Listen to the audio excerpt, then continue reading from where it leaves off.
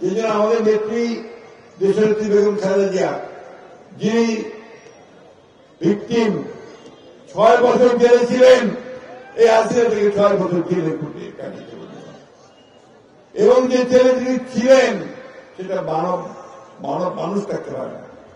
তার জেলের কারাগারের তার ঘরের মধ্যে ইন্দুর দৌড়াত, নোংরা স্যাঁতসেঁতে ঘর, সেই ঘরের মধ্যেই তাকে দেখা হয়েছে 2 বছর। অনেকে সন্দেহ করে যে তাকে আপনার ধীরে ধীরে বিষ খাওয়ানো হয়েছিল, যে কারণে তার শরীর এত খারাপ হয়ে গেছে। আল্লাহর অশেষ রহমত, তিনি বেরিয়ে আসতে পারছেন ও এখন একটা চিকিৎসার সুযোগ তিনি পাবেন। আমাদের নেতা তারেক রহমান, তাকে মিথ্যা মামলা দিয়ে, তাকে খুনের হত্যার বিভিন্ন আসামি করে, তাকে দেশ থেকে নির্বাসিত করে বিদেশে পাঠিয়ে দিয়েছে।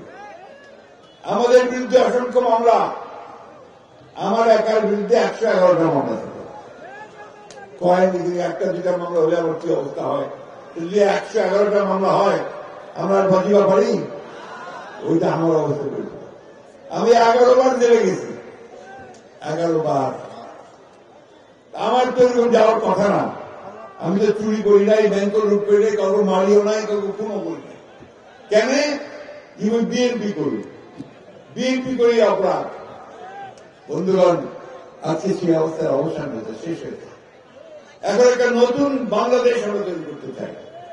আমাদের নেতা তারেক রহমান সাহেব বলেছেন, ওই যে ম্যাডাম 2016 সালে একটা ভিশন 2030 বলে একটা সংস্কারের রূপরেখা দিয়েছিলেন, ভিশন 2030। এখানে তিনি বলেছিলেন, আজকে যে বিষয়গুলো নিয়ে তর্ক বিতর্ক হচ্ছে, তখন তিনি বলেছিলেন যে আমাদের প্রধানমন্ত্রী এবং রাষ্ট্রপতির ক্ষমতার ভারসাম্য রক্ষা করতে হবে। দুইজনের ক্ষমতার মধ্যে একটা ভারসাম্য আনতে হবে। তখনই তিনি বলছেন আমাদের পার্লামেন্টে একটা, পার্লামেন্ট যদি 2টা হয়, 2 কক্ষ হয়, অর্থাৎ আরেকটা উপরে যদি থাকে, তার একটা চেক এন্ড ব্যালেন্স হবে। 2 কক্ষ বিশিষ্ট পার্লামেন্ট তিনি তখনই বলেছিলেন। তিনি তখনই বলেছিলেন যে কমিশন আনতে হবে, জুডিশিয়াল কমিশন। সেই কমিশনগুলো তখন তিনি বলেছিলেন। পরবর্তীকালে আমাদের নেতা জনাব তারেক রহমান সাহেব, তিনি এই 2022 সালে 31 দফা দিলেন, তাই না? এটা আমরা একা দেইনি, সমস্ত রাজনৈতিক দলগুলো একসাথে থেকে। এই তোমাদেরকে অসুবিধা হচ্ছে বাবা?